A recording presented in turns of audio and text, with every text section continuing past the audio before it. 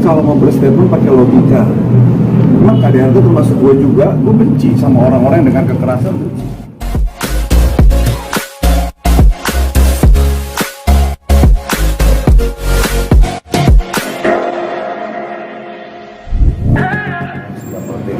Udah seperti anak saya, jadi kan kalau manggil saya kan papi gitu kan. Yang jelas saya prihatin atas musibah yang menimpa Lesti, atas prahara rumah tangganya. Yang jelas kita sebagai orang luar hanya tahu kulitnya saja. Jadi saya tidak berani ikut campur untuk masalah pribadinya. Yang jelas saya pribadi ya hanya ikut merasakan kesedihan apa yang dihadapi. Semoga Lesti cepat sembuh, bisa kembali lagi berkarya, bisa kembali lagi dia menghibur penggemar-penggemarnya. Karena banyak penggemar-penggemarnya itu yang mampir ke sosmed aku gitu, dan mereka tahu bahwa kita ada ikatan. Jadi ya mungkin bukan saudara, tapi ya seperti ikatannya. Pernah tahu proses pada saat Lesti berkarir di dunia entertain, khususnya untuk TV seperti itu. Saya memang baca di beberapa media massa, bukan media massa ya, sosmed ya, bahwa ada pergeseran tenggorokan kerongkongan ya. Ya semoga bisa sembuh, ya bisa diperbaiki, bisa kembali lagi normal. Semuanya ini kan atas mukjizat Allah. Yang penting sekarang fokus aja di kesembuhannya, mudah-mudahan kembali normal dan apa yang ditakutkan tidak. Dan Lesti kembali dengan suara yang menggelegarnya. Dari mulai dia masih 14 tahun ya, saya tahu dia. Ternyata sebelum 14 tahun dia udah banyak manggung dari mulai kecil gitu. Tiba-tiba dia juara 1 di Dangdut Academy, orang mulai kenal dia, sampai dia akhirnya menikah dengan Rizky Bilar. Ya saya senang melihatnya gitu kan. Sampai waktu mereka resepsi pun saya diundang juga nyanyi, ya kan, di Antv waktu itu, secara langsung di Antv. Kebetulan saya baru bebas juga waktu itu kan. Senang banget saya dilibatkan lagi dalam dalam acaranya Lesti dan suami Lesti. Ya tiba-tiba ada kejadian seperti ini, saya merasa atas nama pribadi prihatin. Semoga bisa diselesaikan dengan baik. Gak ada masalah. Kan semua tergantung di si pelapor, ya kan? Bukan hanya kasus dari Lesti, kasus di luar sana juga. Kalau seandainya si korban memaafkan dan berkas ditarik, bisa terjadi. Itu namanya mediasi tercapai, mufakat tercapai gitu kan. Pokoknya nggak ada yang nggak mungkin di muka bumi ini. Kita tinggal lihat aja nanti perkembangannya. Kalau ternyata diteruskan ya nggak apa-apa. Kalau memang ternyata di stop ya juga nggak apa-apa.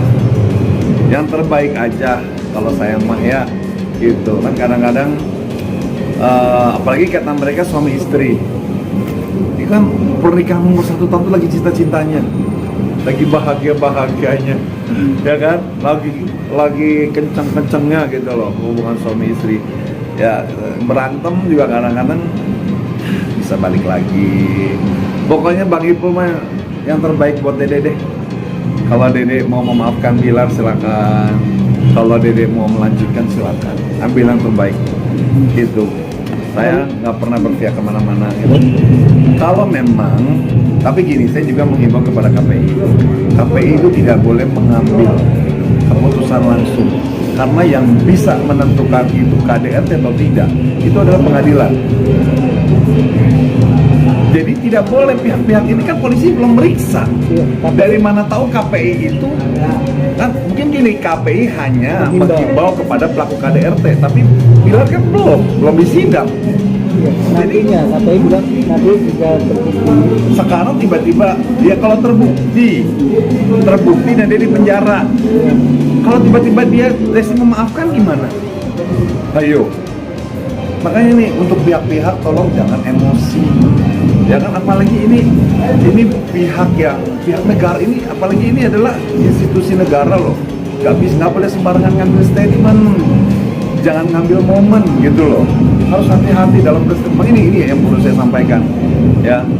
Kalau misalkan si Bilar ini sudah divonis, memang dia kena pasal KDRT, ya kan, boleh pihak-pihak lain bicara. Tapi ini kalau dia belum, apalagi dia sampai menyebut nama, tiba-tiba udah duluan mendahului hakim bilang KDRT, ternyata tidak KDRT, bisa dituntut.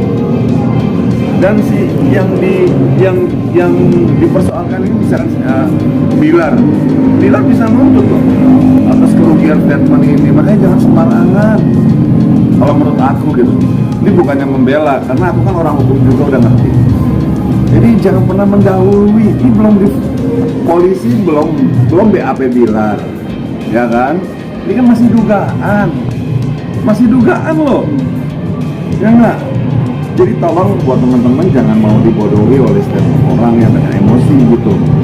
Kalau kecuali memang dia sudah jadi napi, memang tidak boleh tampil, karena memang nggak boleh napi itu tampil, ya kan? Kalau sudah mantan, siapapun boleh, karena semua warga negara dilindungi oleh undang-undang. Nah, aku mendengar kutipan dari si orang komisioner itu, karena sudah melanggar hak asasi manusia. Ya dia oke. Sekarang dia memboikot orang, apakah itu tidak melanggar hak asasi manusia? Ayo, kalau dibalikin begitu, hah? Jangan sembarangan ngomong hak asasi manusia. Pekerjaan kita ini dilindungi oleh hak asasi manusia, pasal 38, silakan dibaca. Dan juga Undang-Undang tahun 45, pasal 27 ayat 2. Semua warga negara termasuk Bang Ipul, Rizky Bilar, dia yang bikin statement dilindungi. Kalau ada yang memboikot, justru dia bisa kita tuntut, bisa kita pidanakan. Tidak boleh, kita warga negara. Kita bayar pajak, kita berhak dapat penghidupan yang layak, pekerjaan yang layak. Jangan sembarangan nih, tolong orang-orang yang merasa ada di institusi, jangan sembarangan statement. Ini yang saya bikin greget gitu loh. Lu boleh lu boleh ngefans sama artis, ya kan? Lu boleh ngefans sama siapa, tapi kalau mau berstatement pakai logika. Emang KDRT termasuk gue juga, gue benci sama orang-orang yang dengan kekerasan, benci. Tapi kalau mau mengeluarkan statement ya dipikir dulu. Ini belum ada vonis dari hakim dia KDRT, belum ada ini. Kalaupun udah divonis dia menjalankan pidana, silahkan kalian boikot. Tapi kalau udah bebas ya udah jadi orang biasa, udah selesai masa pidananya. Ya nggak, artinya berarti dia tidak menghormati lembaga-lembaga yang lain dong, lembaga kehakiman, lembaga hak asasi manusia, ya kan? Ya nggak, itu berarti dia mendahului, dan itu saya rasa itu adalah statement emosi yang salah. Gitu. Jadi buat orang-orang yang petinggi-petinggi yang terhormat, tolong kalau mau statement dipikir dulu yang baik-baik. Ini bicara saya sebagai seorang rakyat Indonesia, masyarakat Indonesia. Jadi nggak boleh tuh ada siapapun yang memboikot pekerjaan orang, tidak boleh, karena itu sudah melanggar hak asasi manusia. Itu dia sebenarnya. Berarti dia penjahat sesungguhnya yang melarang orang itu sesungguhnya.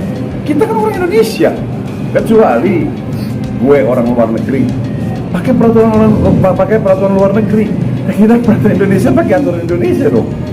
Gitu.